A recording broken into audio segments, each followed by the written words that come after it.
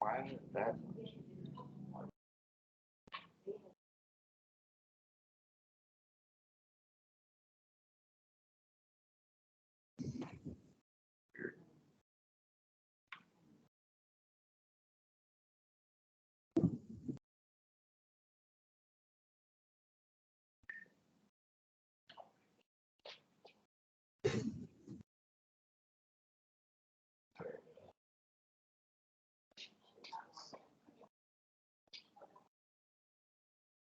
What then? Working on mine.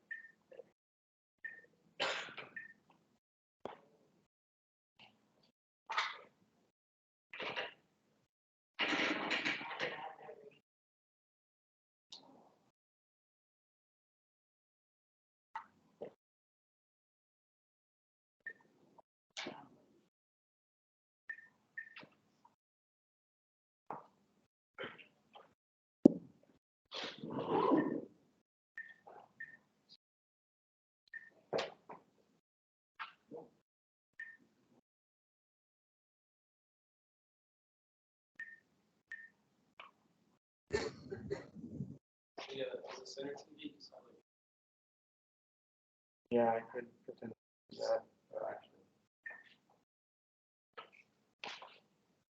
Let's try that.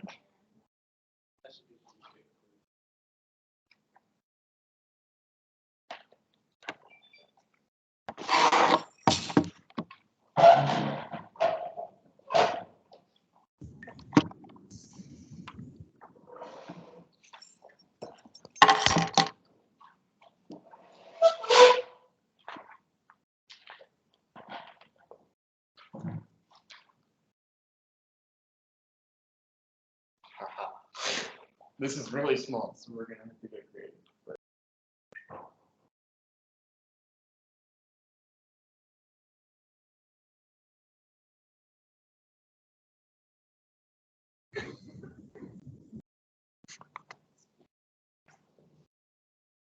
Okay, I will advance your slides. Cool.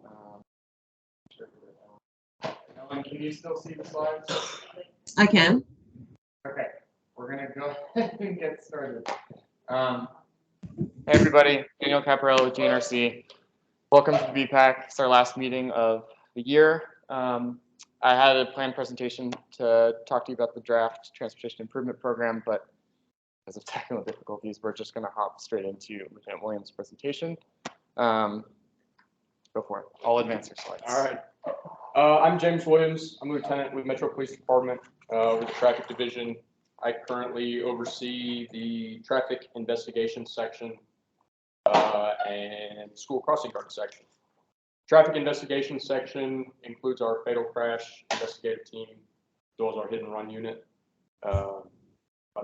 Daniel asked me to just go over some trends we've seen this year, some of our thoughts, and how we're doing our pedestrian and bike investigations.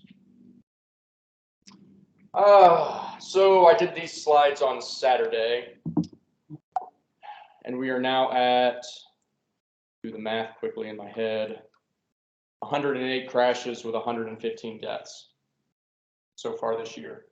Last year, Davidson County had a record number of fatal crashes and deaths, had 131 deaths last year, which was an all-time record by a pretty significant amount. At this current pace, we're looking at about 145 to 150 traffic fatalities this year. Sorry, I'll go back to the last one. So some of those, inside those numbers, our fatal crashes on the interstates are actually down about 40% this year.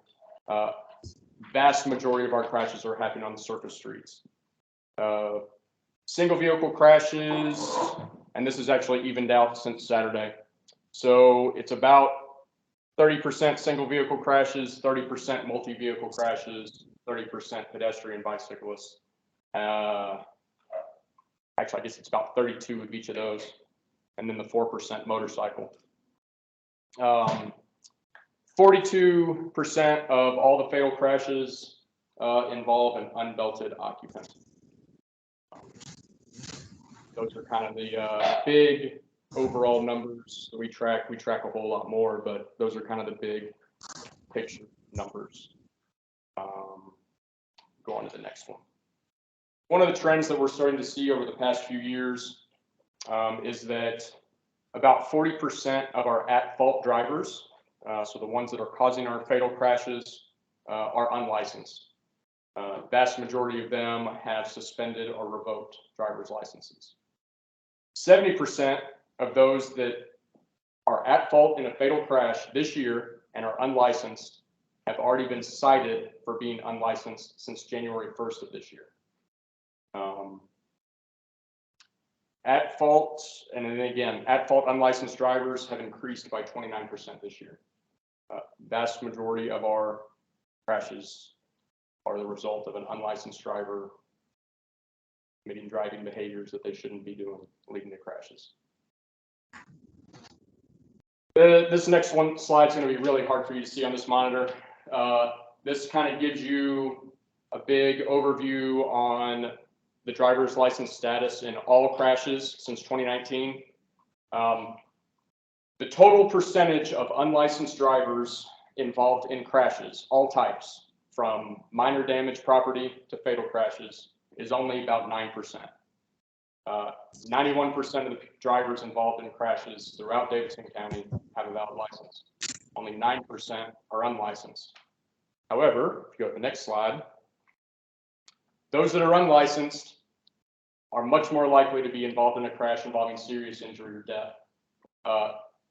1 in 5 drivers involved in a crash with serious bodily injury is unlicensed, and almost exactly that with fatal going back since 2019. So while they are a small percentage of our drivers that are involved in crashes, they way overrepresent the people that are involved in serious bodily injury and fatal crashes. And from the previous slide, you can see most of the time they are the at-fault driver in these fatal crashes. Along those same lines, this is another disturbing trend, especially for me. Just real quick on my background, as an officer, I worked midnights for many years in North Nashville and West Nashville. Those precincts have all changed since I worked there more than a decade ago. The boundaries have changed. But worked midnights, did a lot of DUI enforcement. I then did crash investigations, fatal crash investigations as an officer. Came back to traffic as a sergeant and oversaw our DUI unit for several years. And really, DUIs and DUI enforcement is kind of one of my passions.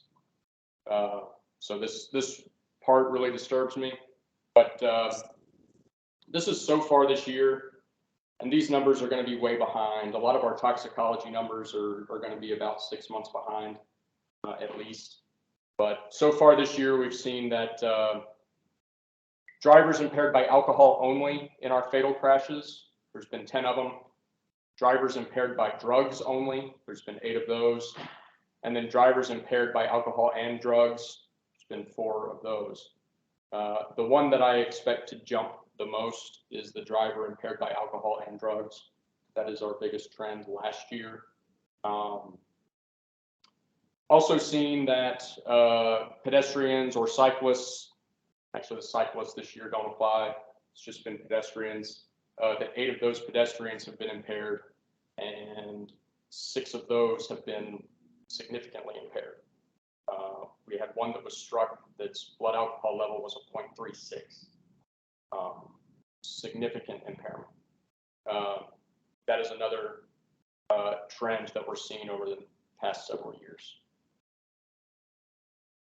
Yeah. So when it comes to pedestrian enforcement, education, and investigations, again, our unit, we investigate the fatal crashes and those with life-threatening injuries, so that could potentially be fatal in nature. So we're going to investigate probably around 50 crashes this year involving pedestrians or bicyclists. There will be more than current numbers hold right. There'll probably be about 400 crashes involving pedestrians or bicyclists across the county this year. We'll investigate about 50 of them. The rest will be investigated by patrol. Overall, they make up a small percentage of our overall crash numbers. Again, I said about 400 for the county. Other crashes will have about 26,000 this year probably. But it's a significant, there is such a significant impact in pedestrian and bicyclist crashes. The likelihood of serious injury or death is so much higher.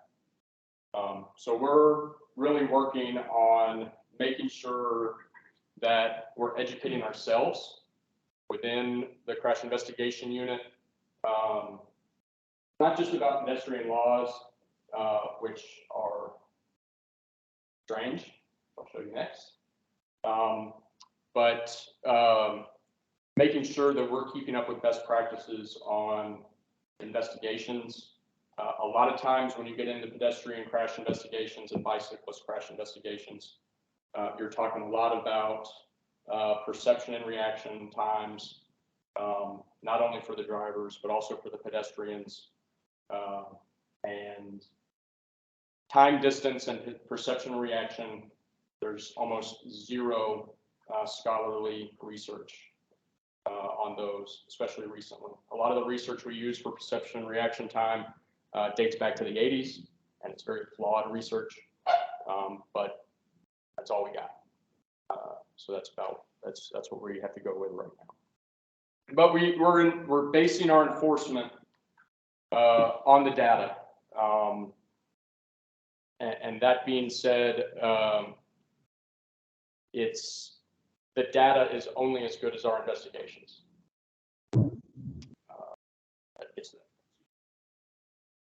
Pedestrian laws. I was really hoping I wouldn't have to read these, but you guys aren't going to be able to see them. So pedestrians right away and crosswalks. So unless in a marked school zone with a warning flasher or flashers are in operation, when traffic control signals are not in place or not in operation, the driver of a vehicle shall yield the right of way, slowing down or stopping, if need be, to so yield to a pedestrian crossing the roadway within a crosswalk when the pedestrian is upon the half of the roadway upon which the vehicle is traveling, or when the pedestrian is approaching so closely from the opposite half of the roadway as to be endangered. I guess lawyers love run-on sentences. That was terrible. Essentially what that first section is saying, if I'm reading it correctly, is that a driver shall yield the right of way by either slowing down or stopping, and if they need to, when a pedestrian is crossing the roadway within a crosswalk, when they're on their half of the road, on the vehicle's half of the roadway, or close to entering this next half of the roadway. However, if it's in a marked school zone with a warning flasher going, and kind of the same things apply up there, the driver must stop. Slowing down doesn't constitute yielding. They must stop. And they have to remain stopped until the pedestrian has crossed the entire roadway, not just half of it. This is a continuation of that same section of law. No pedestrian shall suddenly leave a curb or other place of safety and walk or run into the path of a vehicle which is so close that it is impossible for the driver to yield. Just can't step out in front of the car. I want to get that last section. Yep. Whenever any vehicle is stopped at a marked crosswalk or at any unmarked crosswalk at an intersection to permit a pedestrian to cross the roadway, the driver of any other vehicle approaching from the rear shall not overtake and pass the stopped vehicle, which we've seen in our crashes. Crossing at other than crosswalks. There is not a jaywalking law in Tennessee. No such thing. This is, I think, what people think is jaywalking, but it's not once you read it. Every pedestrian crossing a roadway at any point other than within a marked crosswalk or within an unmarked crosswalk at an intersection shall yield the right-of-way to all vehicles upon the roadway. So if pedestrians crossing the road, but not doing it at a crosswalk, they just have to yield to vehicles on the roadway. That is their requirement. Can you define an unmarked crosswalk? Oh, I'm going to get there. Okay. I'm going to get there because there's marked crosswalk, unmarked crosswalk, and at an intersection. We got to define all three of those for that law. Yep. If there's a tunnel, pedestrian tunnel or pedestrian bridge, they have to use that. And then C, the other really weird one that I'll have to put a diagram up for you guys. Between adjacent intersections at which traffic control signals are in operation, pedestrians shall not cross at any place except in a marked crosswalk. Seems straightforward. That's really funky. Yeah, next. We'll keep that slide in mind. We'll get to illustrations coming up. Drivers to exercise due care. This is a really big law, really a catch-all law for the police officers that have been around for a while. This was the law that you wrote to people when nothing else applied, but they were doing something dumb.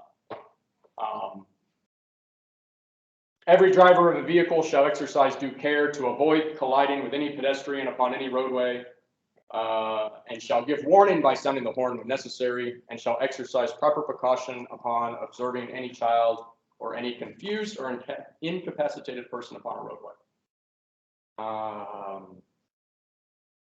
And then the next part is you have to operate at a safe speed, maintain a safe lookout, and make sure you don't hit a bunch of stuff. Easy way to say that. Go to the next one. All right. Gonna have to define something else too. Except as provided in this section where sidewalks are provided, it is unlawful for any pedestrian to walk or use a wheelchair along and upon an adjacent roadway. Where sidewalks are not provided or are obstructed, any pedestrian walking along and upon a highway shall, when practical, walk only on the left side of the roadway or its shoulder, facing traffic that may approach from the opposite direction. Where sidewalks are not provided or obstructed or not wheelchair accessible, any person using a wheelchair along and upon a highway shall use the wheelchair on the left side of the roadway or its shoulder, facing traffic that may approach from the opposite direction. And then there's kind of a caveat in there, as long as it's convenient or reasonable for someone in a wheelchair to do so. There we go. Going back to signalized intersections and where you can cross. If you are crossing in between two signalized intersections, you cannot cross mid-block, essentially, according to the law. You have to go where there is a signalized intersection. That being said, you only have to walk not far down Charlotte before the lights are half a mile apart. The next one, so the stop sign intersection is not signalized. So they can cross mid-block. You just have to go back to that other part of the law as long as they yield the right of way to vehicles. Same with the other one, kind of gives that same example. But the only time it is prohibited to cross not at an intersection is when you're between two signalized intersections, the way things are currently written. And even then, sometimes that's just not practical. That gives you a diagram on that one. Now we're getting some definitions. Sidewalk first. Legal definition of the sidewalk. This is coming from Department of Transportation, Federal Highway Administration. That portion of a street between the curb line or the lateral line of a roadway and the adjacent property lines intended for use by pedestrians. Straightforward. However, if there is no paved sidewalk, that strip of grass in the public right-of-way, generally the public right-of-way is from the curb line, a good measure is where you get telephone poles. It's going to be your public right-of-way. It's still a sidewalk, although it may not be usable one for pedestrians. Tall grass, landscaping, everything could make it difficult to use. Essentially, given the law of what a sidewalk is, most streets have. whether it's paved or unpaved. Go to the next. I think this is going to be crosswalks, which gets funky.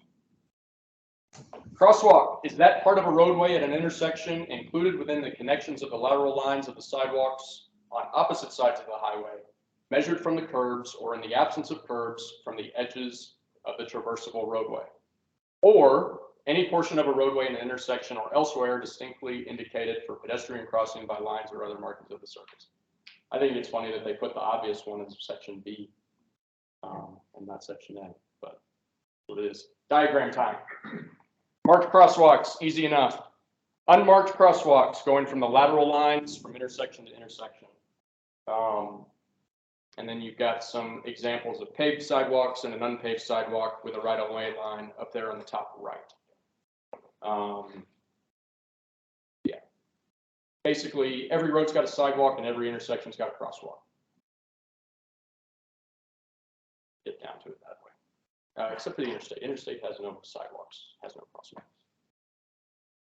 So with our investigations, we are really working to look beyond the obvious. Questioning folks when they say, I didn't see them. We have not had a pedestrian that's wearing an invisibility cloak hit yet. There shouldn't be reasons why they don't see them. They weren't in a crosswalk. Doesn't really matter all the time. And we look at the actions of both the driver and the pedestrian. There are multiple, in our crash investigations, we are finding there are multiple actions by all parties and behaviors by all parties that lead to crashes that have to be addressed. And the more we investigate them and as thoroughly as we investigate them, the better we can get the data to figure out where education and enforcement is necessary. And that's where we're really going moving forward in our pedestrian crash investigations. Next last slide. Yep, some of the stuff I just said. So we're really working to take all the actions and behaviors into account and use those behaviors to inform our enforcement and our education. We know that things that we find in our investigations, we're not going to be able to do anything about. We have to be able to conduct our investigations and write our reports to set up prevention, whether that's by us or by engineering or education in the future. Can't enforce everything and you can't educate everyone.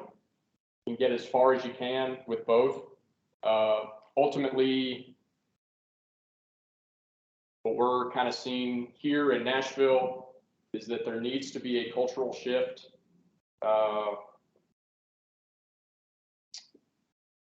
I'll just pick on the criminal justice system since I'm in it.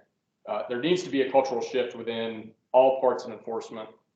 And I think it's to remember that police are not the be-all, end-all of enforcement. We initiate enforcement, but we don't end it. And just to give you an example, as much of it as an example I can't talk too much about it because it's still an open case, but we had a pedestrian struck. It's a situation where he was crossing outside of a crosswalk, but given the law, probably legally, we have video from it. The driver of the vehicle had ample time to see and react to this pedestrian, at about 600 feet of sight distance. The type of vehicle they were driving and the speed they were going, they would have been able to stop it in less than 300 feet and still just ran right over the guy and killed him. We charged that driver and it got to General Sessions Court and the judge dismissed it, saying pedestrians shouldn't be in the roadway.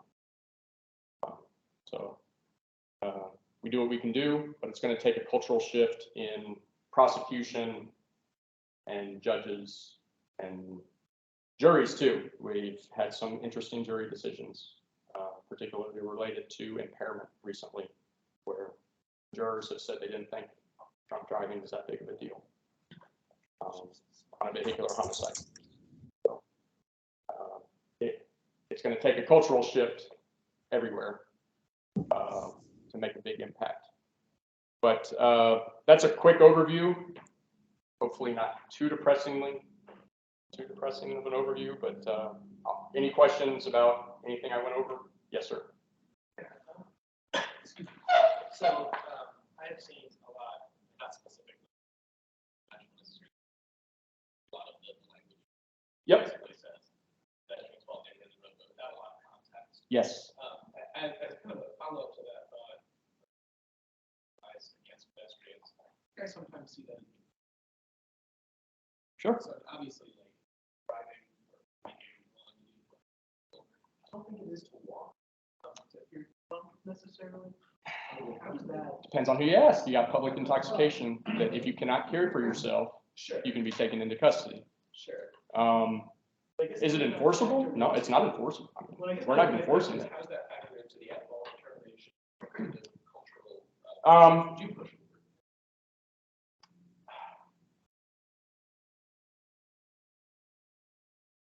Case by case basis. You have to take each one case by case, but the impairment level is going to get reported as a fact, and really nothing we can do about that.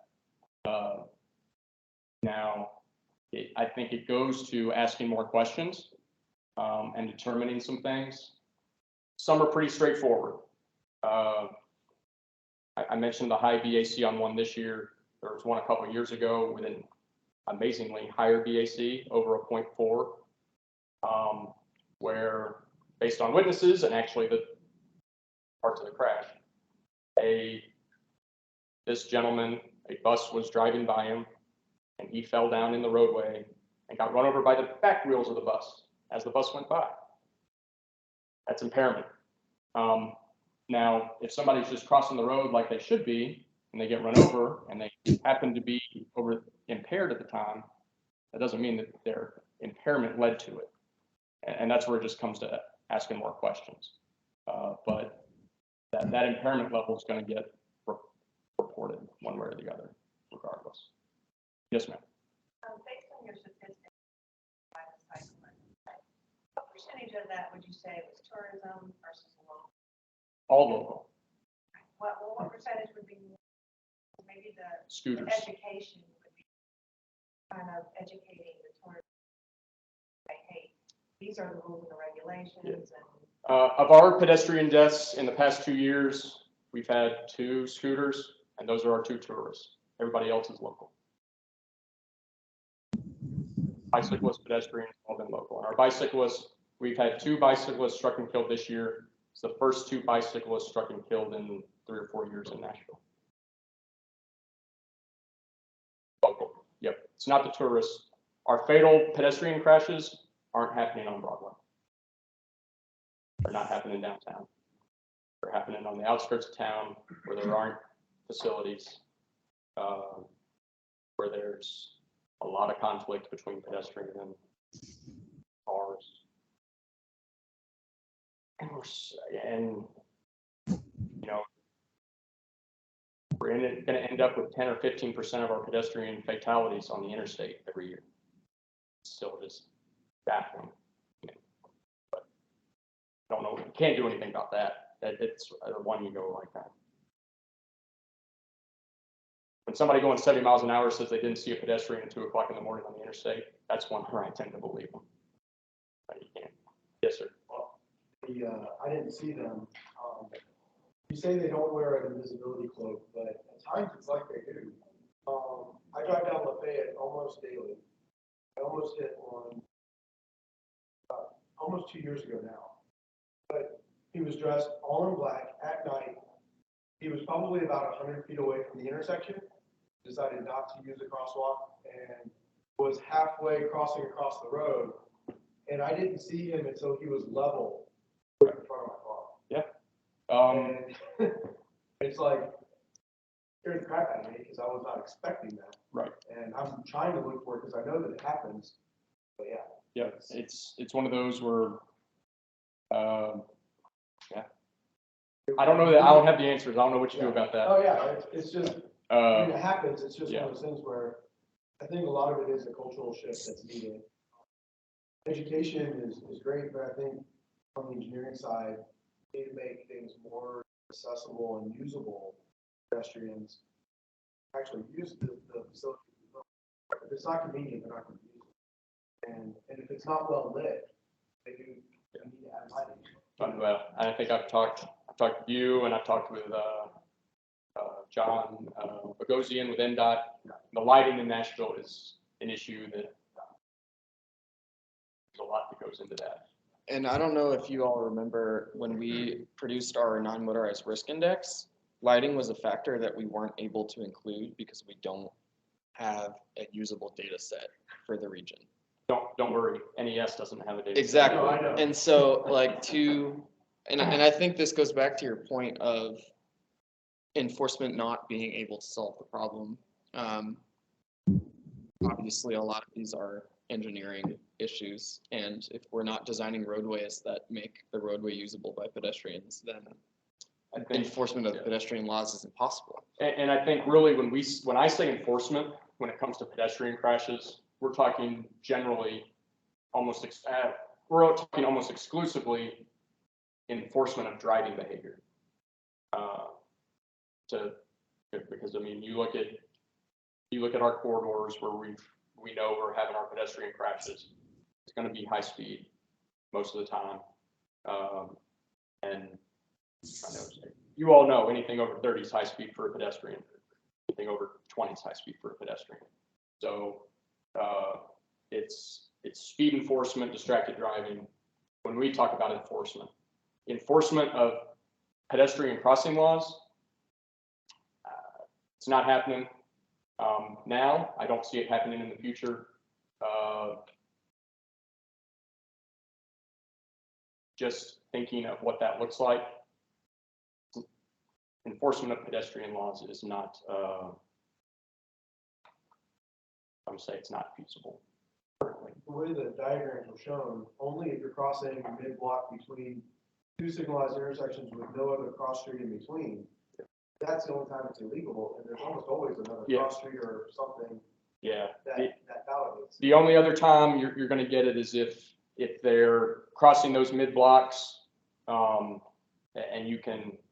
then it becomes a judgment call. Right. You're not yielding the right of way to the vehicles when you're outside of a crosswalk, and that's judgment. And it just doesn't look good. It's not going to get done. We're not going to enforce it. If we were to enforce it, it's a citation that gets thrown on the ground, stuffed in a pocket at best. At worst, they show up to court and it gets dismissed. It doesn't change behavior. It's not changing behavior. And really, it's driver behavior that needs to change. Right. I have one question. Yeah. With the development of the Vision Zero plan and the beginnings of implementation that the city is starting to invest in, do you see how do you think enforcement is going to tie into the Vision Zero as a whole, and how do you see the coordination between the engineering side and enforcement happening? So we're already seeing some benefits on just the collaboration side. We have for years, probably 15 or 20 years, we've conducted monthly fatal crash review boards. They've always been pretty much an open invitation to anybody, with some caveats, because they are discussions of open criminal cases, so we have to be careful with that. But forever, it was only us and a representative from the district attorney's office that prosecutes vehicular crimes that attended. Now, with Vision Zero and that being a priority, we're having same meetings, same content, but NDOT, TDOT, Highway Patrol are all regularly attending. And that's making a huge difference to be able to say, look across the table at John and go, hey, can you look at this intersection? Because this is what we saw in the crash. and know that there's that follow-up there.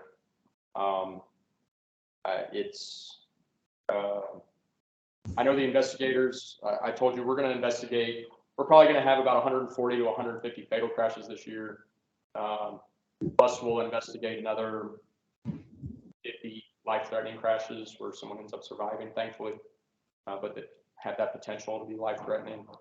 And I've got 7 investigators doing those investigations. So they're each averaging about 7 fatal crash investigations a month, which is an unreal workload for these types of investigations.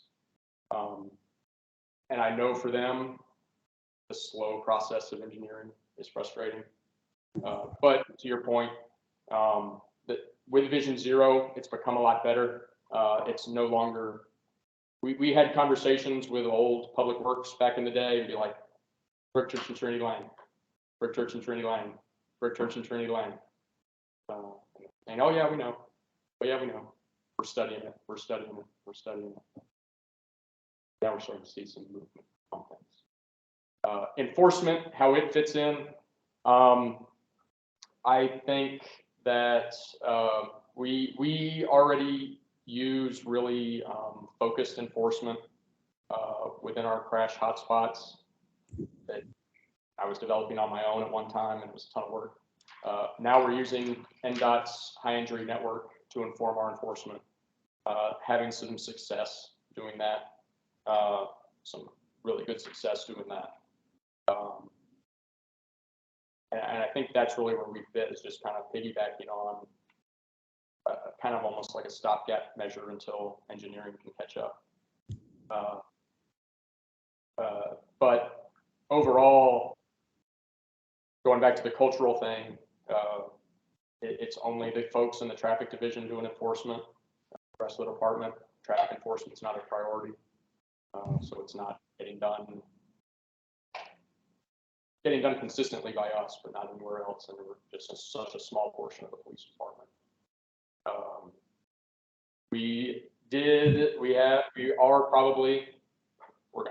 We're going to be getting a pedestrian safety grant from the Highway Safety Office to conduct enforcement. Air quotes will be, it will be an education campaign completed by us. It'll be essentially traffic enforcement plus pedestrian education. Hey, here's some information. Go cross at a crosswalk type stuff. No enforcement actions. It'll be almost entirely education. We're going to play around again. We've done it in the past, but with this grant, we're probably going to be provided with reflective materials and kind of portable personal lighting options. We did that several years ago, and it was interesting how that stuff ended up being used. But we'll see how it goes this time. Reduction in enforcement, is that what's leading to some of the higher speeds on the roadways that are creating the fatalities and more high injury? Absolutely. Our traffic stops since 2017 are down almost 90%. We've gone from, and it's changed a lot. I remember when I first came on the department, and it was very much a culture of stop every car on the roadway, and it was way out of line. It shouldn't have been done. Now we've swung way too far the other direction. There's almost, comparatively, there's almost no enforcement. We just got to find that sweet spot somewhere. And that probably exposes the true design speed of our roadways. Yeah. Because if there's no enforcement, then people are just going to go as fast as the roadway lets them. I think everyone might probably pretty familiar with the nurse that was killed on Dickerson Road last month. That was a pretty high profile crash. Driver that struck her was impaired, drug impairment, 9:30 in the morning. Prior to the crash, he was traveling 117 miles an hour on Dickerson. Pretty consistent with a lot of stuff we're seeing when we're doing our investigations. Is speeds in excess of 80 on a lot of our, not even the pikes. We're seeing speeds in excess of 80 on some of these arterial streets. There was a fatality yesterday on Friday. Yep. And I was in the TMC, so I don't know what the speeds were or any of that, but the skid marks left on the pavement were enormous. They're going to be quick. And they were greened off the road that they had to bring in bigger records to pull them out. Yes. Speeds are going to be high on that one, and that's a juvenile impairment at noon. Pretty much got all the factors that we've been getting. Yes, sir. Either one. I was just gonna ask a little bit about, you mentioned distracted driving. I'm often riding the bus or walking down the street and standing out of bus stop, you have a pretty good perspective. Like percentage of drivers now that have their phone on their screen. Yeah. Which is like, it's always scary to me, but it strikes me as a growing problem, but also something that's probably. Yeah. We do pretty regular, usually call it roundabout tours. The new SUVs that we're getting make it a little bit easier to kind of have that perspective. You just have the problem that you've got to drive and look into somebody else's compartment while you're driving and try not to hit anything, which is a challenge. So we'll do these regular roundabout tours, usually with a highway patrol in coordination with the highway safety, where we'll commandeer a bus from WeGo and drive around with spotters. That's the easiest way and most effective way to do distracted driving enforcement, but it's labor intensive.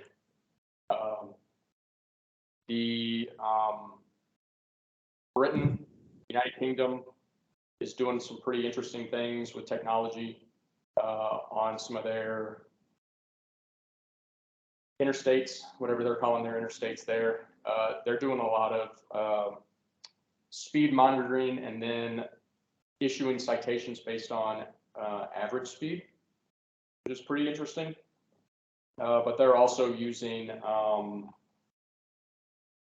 essentially the technology that's in like toll booths that are doing for distracted driving enforcement.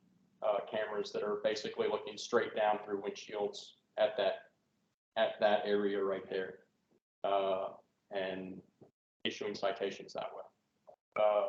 I think there's a lot of good potential in automated enforcement, with the caveat of person can drive 117 miles an hour, get home, and then 3 weeks later gets their ticket in the mail, and the behavior hasn't changed in that time, hasn't stopped.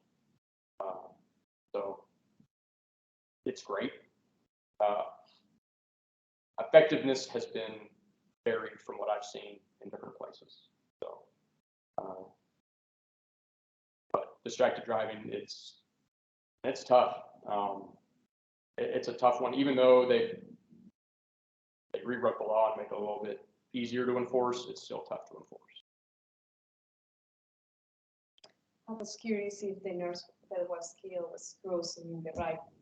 She was in a car. Oh, she was in a car. She was sitting still in a turn lane and got rear-ended. Oh, God.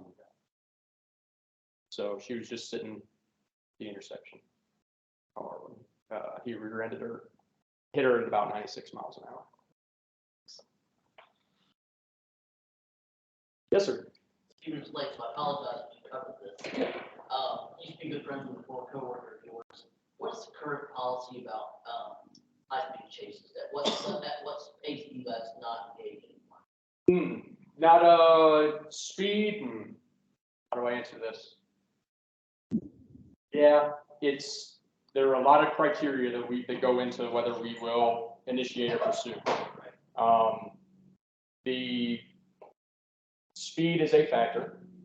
Speed, traffic conditions, weather conditions, location, but the biggest deciding factor on whether a pursuit will be initiated is the reason for the stop. If we are only trying to stop them for a traffic violation, they're not going to get chased. We have to quickly assess whether the danger posed to the public by chasing them outweighs the danger posed by letting them go. That's ultimately what it comes down to. Felony offenses, depends on the felony, but have a much higher likelihood of a pursuit at least getting started. We're getting 2 new helicopters at the end of this year. They're really nice. The ones that we have now, the helicopters that we have now actually flew in Vietnam. So we're glad to be getting rid of them. But the new ones, and the old ones are still great for our pursuit management. They can follow folks a long way, but they're even getting outrun by some of these souped up cars. But these new helicopters will be able to stick with folks a lot easier if there's anything like that. So those 2, one will be coming in the next month or so, and the other one will be short. That'll help with our pursuit management, making them a whole lot safer. You mentioned non-licensed drivers. Yeah. It seems like taking people's licenses away is not really working. Is there any shift in thought of how to address that? I think the current kind of stance is that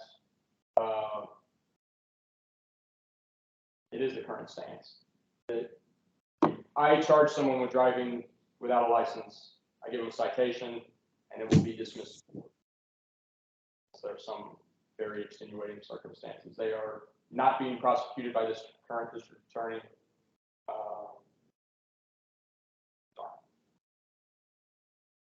Not a priority there. People did take the license, they're still going to be bad drivers, that's why they got the license taken away. So. Yeah. Yeah, my thought is, if taking away their license is not working, maybe we should try to do something and keep them driving with a license, but to regulate them and try to control the behavior somehow. Right. Yeah, that's probably the best option. It's right now there's no reason to have a valid license, I guess, really. It's not really going to matter much one way or the other. It all comes down to your driving behavior, whether you practice. It is one thing that we are kind of seeing that's a problem with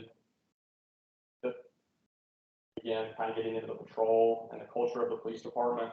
It's not actively reflecting those driving behaviors that are leading to crashes, because those behaviors become up on driver improvement programs for the licenses and the point system and that kind of stuff. But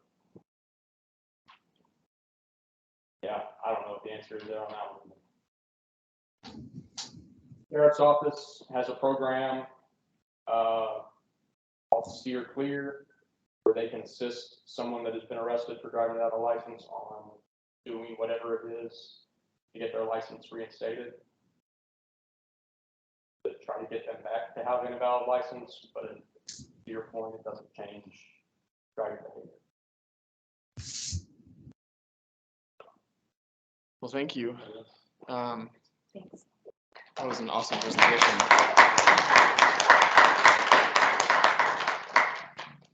All right, we're gonna move on to Ellen's presentation. I'm gonna pull her up. Let's stop sharing, Ellen. Feel free to go ahead. Okie doke. That was a tough act to follow. Lieutenant Williams always is. Can you guys see my slides? Yeah. We can hear Great. you great too. Thank you so much. I'm glad to be with you. And again, I've said this before, but I wish we could clone Lieutenant Williams and have him here in Knoxville. He's doing important work, and I hope you're going to be sharing those slides out, Danielle. I'd love to spend more time with him. So Daniel asked me to talk to you guys about a project here in Knoxville, and I'll start by introducing myself. I'm on the staff of the TPO here, which is our MPO, regional MPO. I've been a transportation planner here for about 17 years.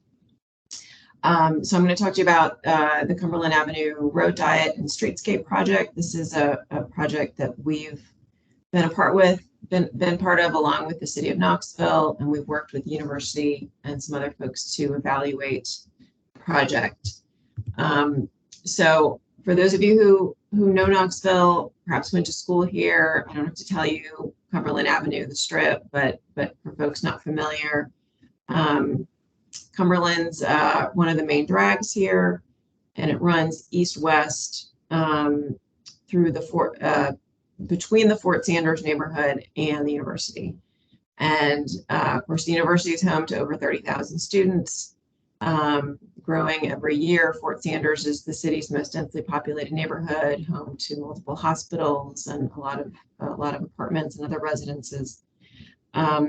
So there's a lot going on in the vicinity of Cumberland. And it's also a corridor that carries drivers, transit, cyclists, pedestrians east-west between downtown Knoxville and West Knoxville. So in the past, Cumberland's tried to be kind of two different things. It's tried to be both a place, a destination, and a thoroughfare.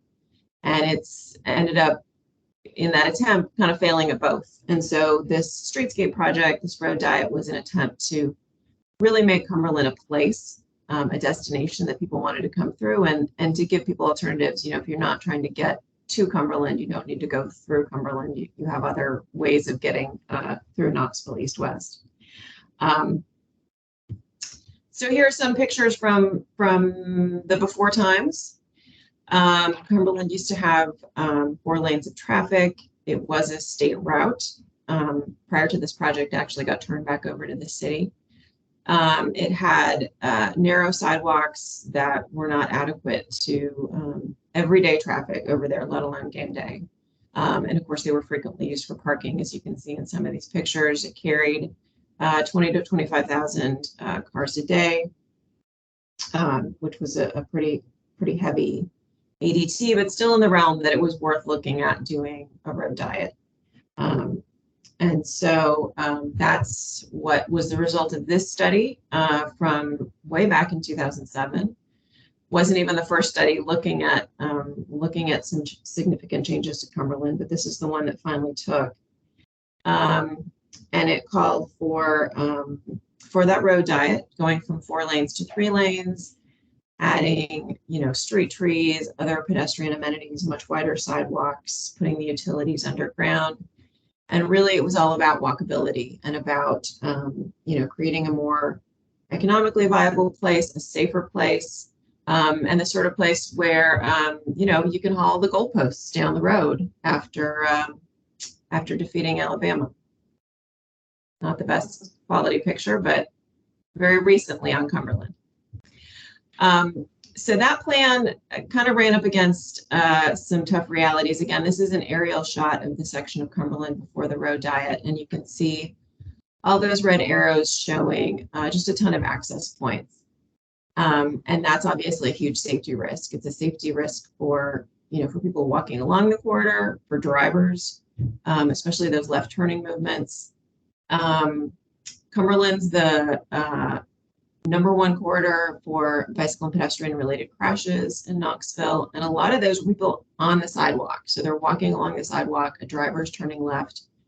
They're looking at those 2 lanes of oncoming traffic rather than the sidewalk, and they end up hitting someone as they turn into, a fast food restaurant or something. So those access points were a big problem. But unfortunately, the cost of buying those out was going to be not doable with this project. So there was a change of plan, which is, and this shows sort of what was finally built, which is instead of being able to eliminate all those access points, adding a median to Cumberland, which makes them, basically an access point where you can turn right in or out, but you can't turn left. You have to go to the nearest intersection to make that left turn. So this this reduction in left turns has made a huge impact on safety. I'll talk about some of those numbers, but this kind of just gives you a sense of what got built. Along with Along with the road diet process, the city was also undertaking the creation of a form-based code for Cumberland. So this is a new type of zoning code that was adopted in 2013. And if you're not familiar with form-based code, it's just it's a zoning code that's focused more on the sort of the placement of buildings, the look of buildings rather than the function. So, making sure the buildings were the appropriate form, but then they could be different types of uses, and makes it a lot easier to do mixed use development, like, apartments over retail, things like that. And really, really requiring that, the buildings have a relationship with the sidewalk and the buildings around them rather than being behind a sea of parking like you typically see. So the road work as it got underway actually was preceded by about a year of utilities. And this was a big part of the cost. Again, I'll talk about sort of the cost breakdown on this project. But this was part of the huge sort of coordination that went into getting Cumberland done. Some of the pipes they replaced under the road dated from the late 1800s, we heard. So this was, this needed to be tore up anyway. As long as you're going to tear it up, might as well put it back right. So after this utility work was done, we actually get the final change to Cumberland. There's supposed to be another image coming in here. There we go. So this is what it looks like today. Obviously, some of this is changes to the road itself, and then some of it is that development that was spurred because of the zoning code and the road improvement. So in terms of the cost, was about $25 million, which is a lot for a smallish scale project. Of course, given inflation since then, I think this was completed in 2017, 2018. That's not as big a project, but 16 million of that came from federal transportation funds that came through the TPO. 5 million in utility work. That was the digging up the road. That was moving the utility lines to the alley behind the buildings. And then 4 million from the city, just general funds to match the federal funds. And then, let's see, did I miss one? Yeah, here we go. So I mentioned before the amount of cars that were on Cumberland beforehand. It was, upwards of 20,000 cars a day. Even before construction started, that was down. And then subsequent to the road reopening, it's down significantly. And again, that's just, that's people realizing this isn't, a cut through road anymore.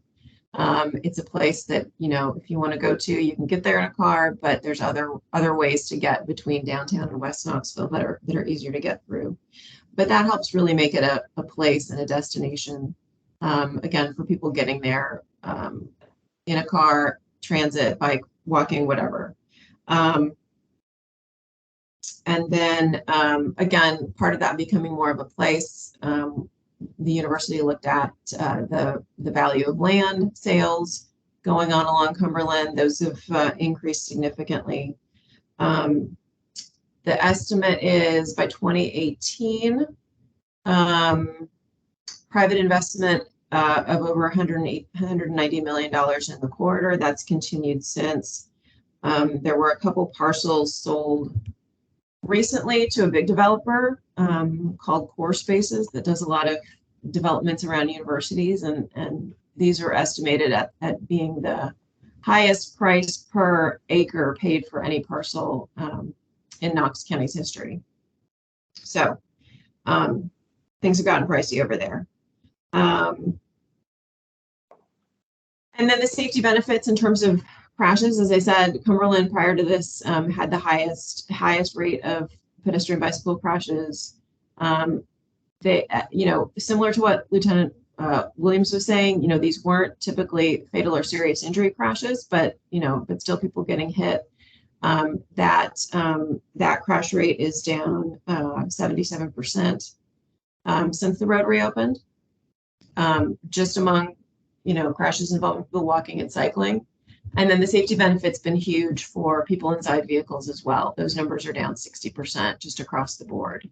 And that's the result of, less traffic, and also, like fewer cars going through, but also, avoiding those left turns, which contribute to a lot of the crashes. So some of the improvements have been a lot less costly. This is one intersection along Cumberland where we've mapped the pedestrian and bicycle related crashes. All of those red ones that cluster in the bottom right corner, those were all right turn on red crashes, where, the person was crossing when and where they were supposed to be. The driver was making a right turn on red without yielding. And the solution to that was very low tech. I'm sure it hasn't solved it entirely, but I don't think we've seen additional crashes involving right turn on red at that intersection since that was just made no right turn on red a couple of years ago. So that's a much smaller solution. Some of the lessons learned, not everyone's going to be happy with a project like this. There was a ton of coordination done with the merchants along the corridor, especially the local ones. Some of the chain places, you kind of figure McDonald's is still going to do all right, but some of the locally owned businesses had a lot of concerns about that type of construction project. And there was a lot of pushback from folks who wanted to have dedicated bike facilities through here. The city made a choice that they were going to use that extra right of way for sidewalks rather than a bicycle facility, arguing that there were parallel corridors that would be enhanced for bicyclists. I think folks are still waiting for those enhancements to those parallel corridors. But, I think this is a place where someone who's confident riding with traffic would feel comfortable riding, but it doesn't have a dedicated bike facility, and that was a compromise. You can see there some of the new transit shelters that were built. There is a good amount of transit through here, and I think the accommodations for that are nice. There were some issues with ADA along the way, just some ADA issues with that sort of textured brick pavement there that you see that weren't raised until sort of last minute. So any project like this, make sure you talk to your ADA coordinator early and often to make sure that person's reviewing your plans. And again, just tons of coordination along the way with all the stakeholders. And as I mentioned, the merchants and the utilities, getting that utility work done and getting it right ahead of time, all that good stuff. So I think that's what I've got. We have, I've drew from some of our crash data to do that analysis. We've got a lot more up on our website, and anyone with questions is welcome to contact me. Thank you, Ellen. You're welcome. Someone have any questions right off the bat? I have to say them and I'll repeat them. I did want to follow on whether that was a state highway and that process is like. Okay. Ellen, so the question was whether the roadway was a state roadway, and then what was the second part of the question? Just how that went working with TDOT on. Yeah, and then the coordination with TDOT and the project development process. Right. So the concept was to shift this from being a state highway to being a local street prior to. So TDOT provided some of the funding, but they didn't have to approve, of the capacity reduction because it was shifted. So what had been the state route through there was routed to a different corridor. The city had to take over the street itself, and then TDOT was just after that just played a funding role. So this probably couldn't have happened without taking it out of TDOT's hands. Not that TDOT hasn't been approving, even initiating of some road diets, but often when they parallel an interstate, TDOT's argument is, we need this as a place for traffic when the interstate shuts down, even if the interstate is only shut down, once every 2 years or something. But yeah, that was TDOT's role was pretty limited once the roadway left their hands and went to the city. Sure. was curious, talked about sort of the compromise that led to the not facilities on the road. So I was curious about who was in that compromise process and, yeah, just the actors involved and how that whole thing. Ellen, did you hear that one? You want me to repeat it? Yeah, if you could repeat it, thanks. So the question was related to bicycle facilities not being included in the scope of the project, sort of what that process looked like, and who were the stakeholders? Yeah, who were the stakeholders? Who were the stakeholders and how were they involved? Right, right. I wasn't a part of those conversations. I've heard, sort of accounts from some of the folks involved afterward. My understanding of it is that, I didn't get into this whole right-of-way issue, but when the city initiated this, their goal was to do the project entirely within the existing right-of-way as a way of saving a lot of money and a lot of hassle and a lot of time that goes into right-of-way acquisition.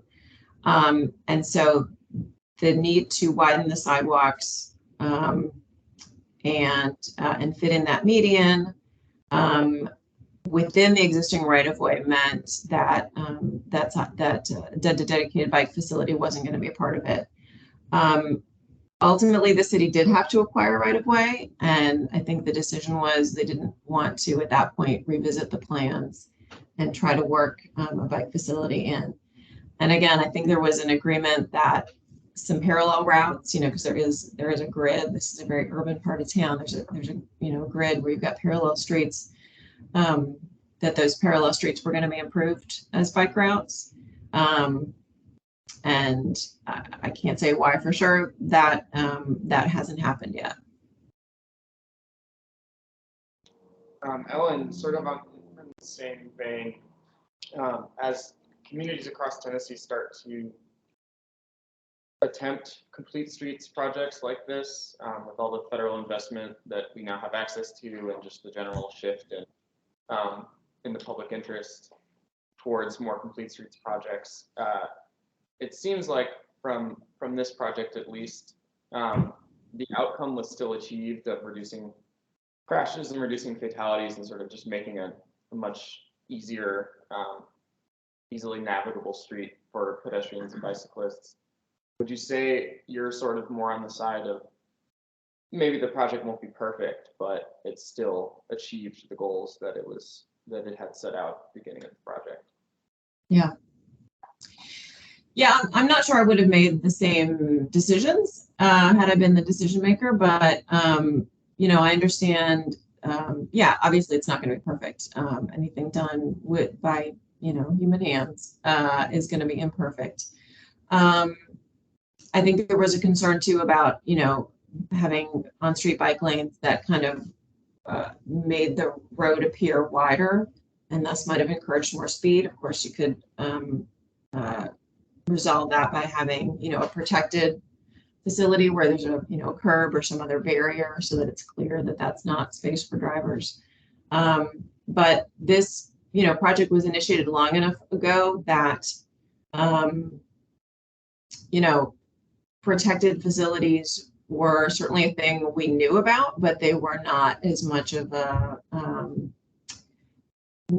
necessity as they're perceived as now. And it was just a lot earlier in that conversation. So part of this just had to do with the timing of the project. But yeah, it's going to be imperfect. And there's still people who argue that, the road diet never should have been done. I don't think anyone who spends time there thinks that, but folks who live elsewhere, maybe who come to Cumberland once or twice a year, still grumble about the loss of capacity. But it is a much better place to be now. Well, thank you for joining us, Ellen. I think both of our speakers, thank you to both of them. I think both those presentations showed the importance of a comprehensive perspective.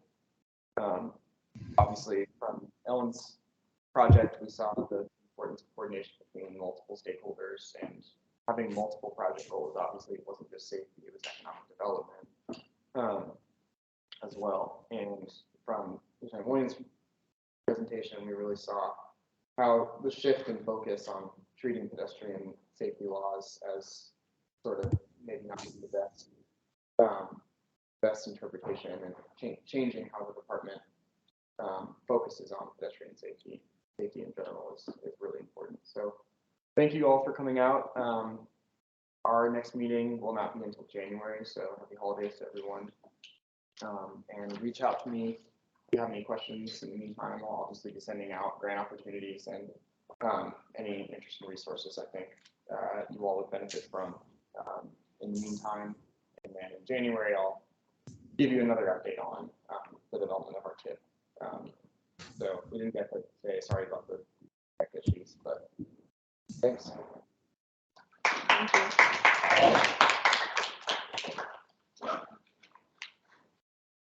Thanks for having me. Thanks, Daniel. Thanks, Ellen. I'll see you tomorrow at the conference. Indeed. Bye.